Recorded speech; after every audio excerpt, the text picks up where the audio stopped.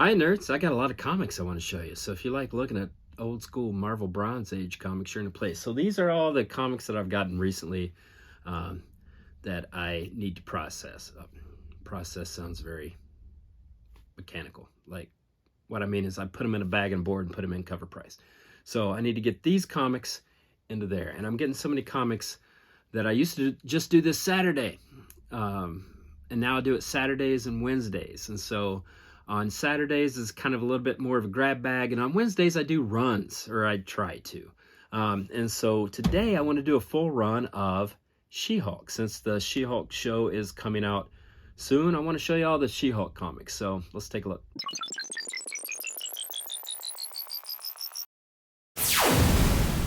All right, I want to show you all the She-Hulk comics. And when I say She-Hulk, I mean Savage, the original. So you know, you think I'd start it in the back and lead up because this is the big reveal. But yeah, I got some number ones here.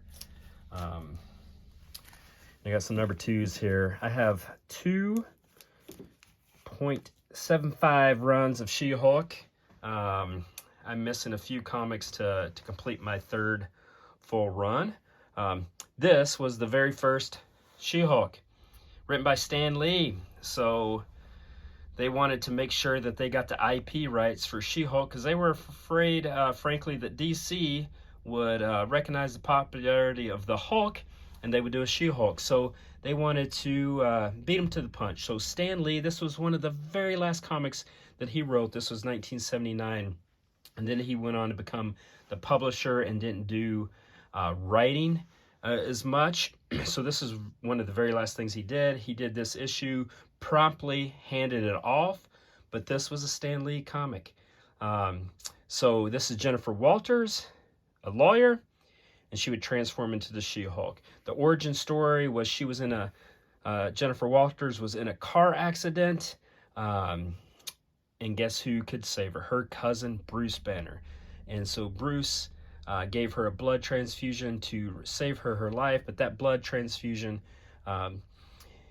irradiated her with gamma rays, and she became the She-Hulk. So in these early issues, she struggled with a lot of the same way that Bruce struggled, where felt like they were a monster.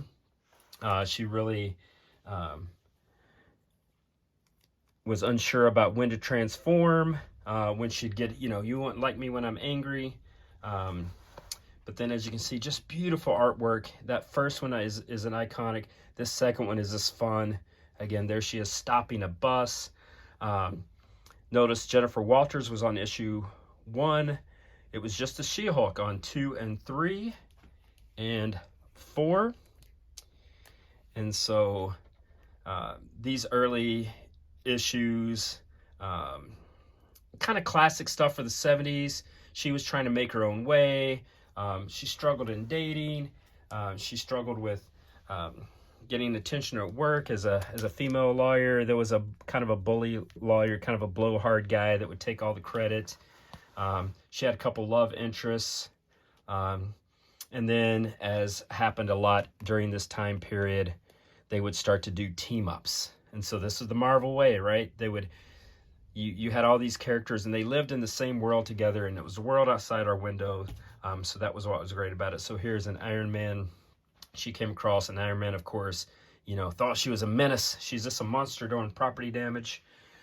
This is an interesting, on nerdsonearth.com, we do these series called Comic Conjecture, Comic Cover Conjecture, where I'll show the cover and my buddy Jaws has to try to guess the story based only on the cover.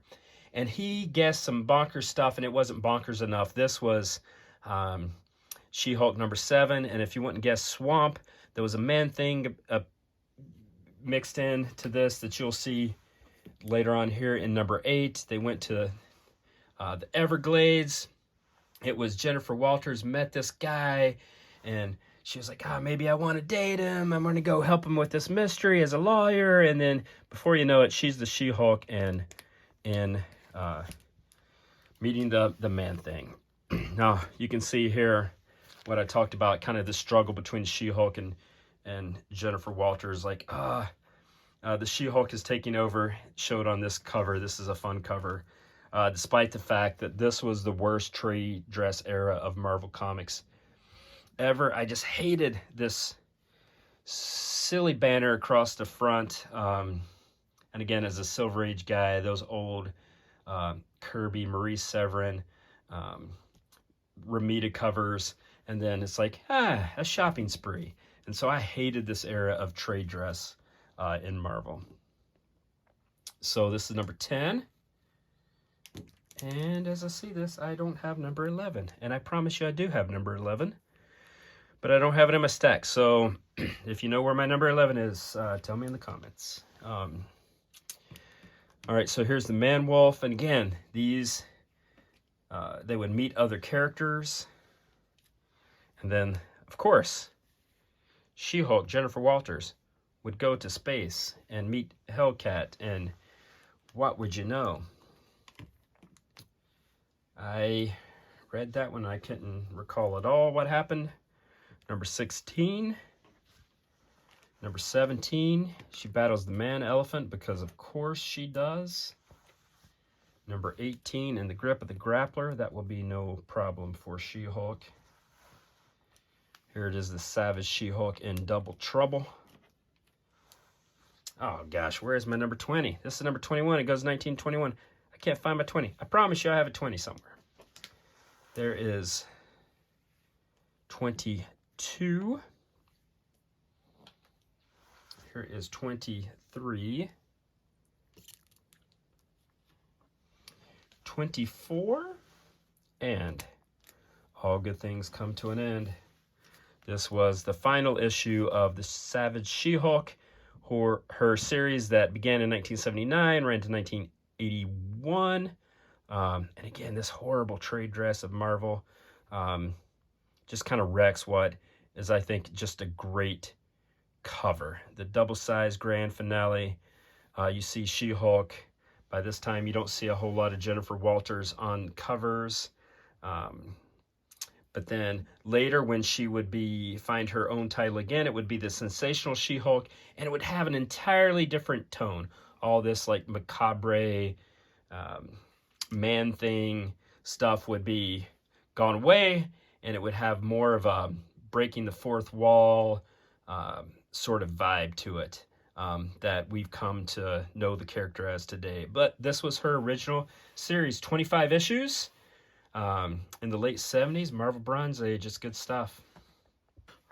All right, I liked She-Hulk before the MCU made it cool, and of course, you know, the teaser trailer's out now, and everyone's complaining that she looks too small, and you see this cover, and you're like, okay, you see why people are complaining.